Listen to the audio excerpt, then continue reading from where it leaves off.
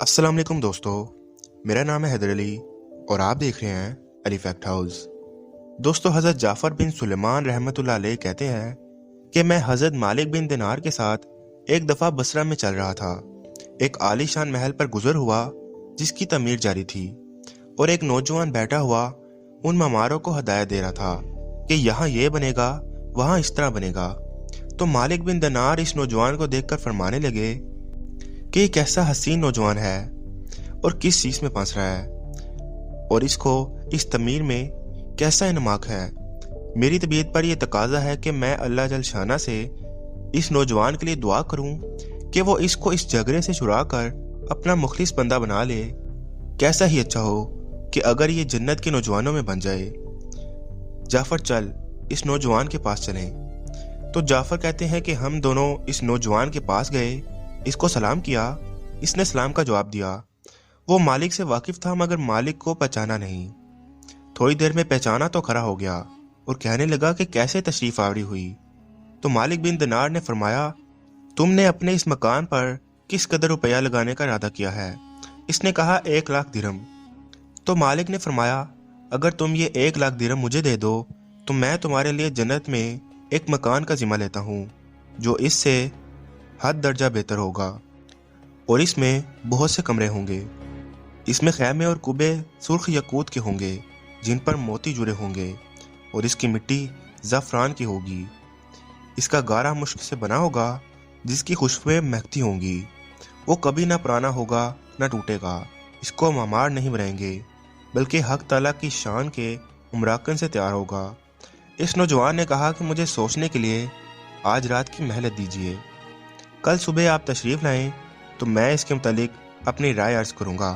हज़रत मालिक रहमतुल्लाह अलैह वापस आए और रात भर इस नौजवान के लिए फ़िक्र व सोच में रहे। आखिर शब में इसके लिए बहुत आजिज़ी से दुआ की। जब सुबह हुई तो हम दोनों इसके मकान पर गए। वो नौजवान दरवाजे से बाहर ही इंतज़ार में बैठा था और जब हज़रत मालिक को देखा तो बहुत ज़्यादा खुश हुआ।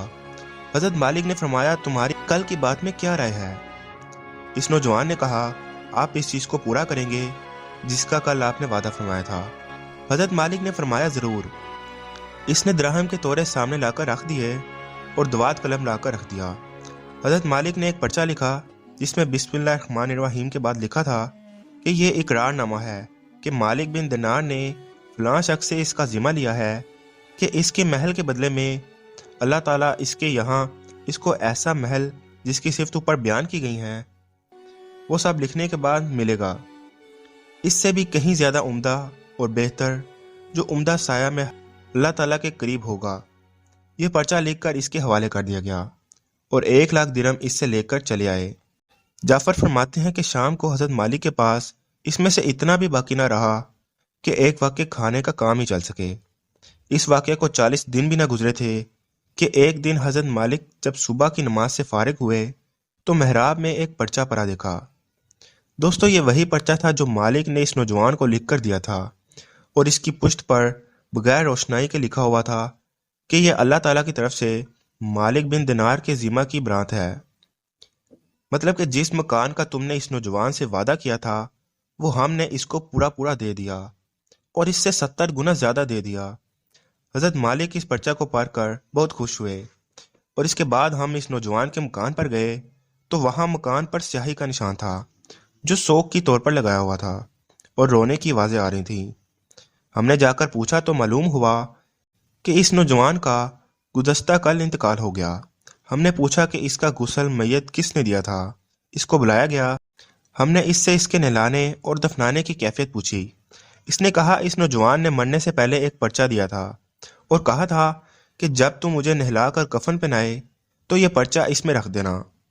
मैंने इसको नहलाया और कफन पहनाया और वो पर्चा इसके कफन के और बदन के दरमियान में रख दिया। हज़रत मालिक ने वो पर्चा अपने पास से निकालकर इसको दिखाया। वो कहने लगा, ये तो वही पर्चा है। कसम है अल्लाह की ज़ात की जिसने इसको मौत दी, ये पर्चा मैंने खुद इसके कफन के अंदर रखा था। दोस्तों, ये मंजर देखकर एक दूसरा नौजवान उठा और कहने लगा, आप मुझसे 2,00,000 दिरहम ले लीजिए और मुझे भी ये पर्चा लिख कर दीजिए। हज़रत मालिक ने फरमाया कि वो बात दूर चली गई, अब नहीं हो सकता। अल्लाह ताला जो चाहता है वो करता है। اس کے بعد جب بھی مالک رحمۃ اللہ علیہ اس نوجوان کا ذکر کرتے تو رونے لگتے اور اس کے لیے دعا کرتے۔ دوستو بے شک دنیا کی عمارتوں میں کچھ نہیں رکھا ہے، اور یہ سب دولت اور یہ سب روشنائی یہ سب فنا ہونے والی ہیں۔ عقل مندی تو اسی میں ہے کہ انسان اپنے لیے عمارت اس جگہ یعنی کہ جنت میں بنائے جہاں تعمیر ہمیشہ رہے گی۔ دوستو اللہ کرے اس واقعے سے ہمیں بھی سبق حاصل ہو، آمین یا رحمت العالمین۔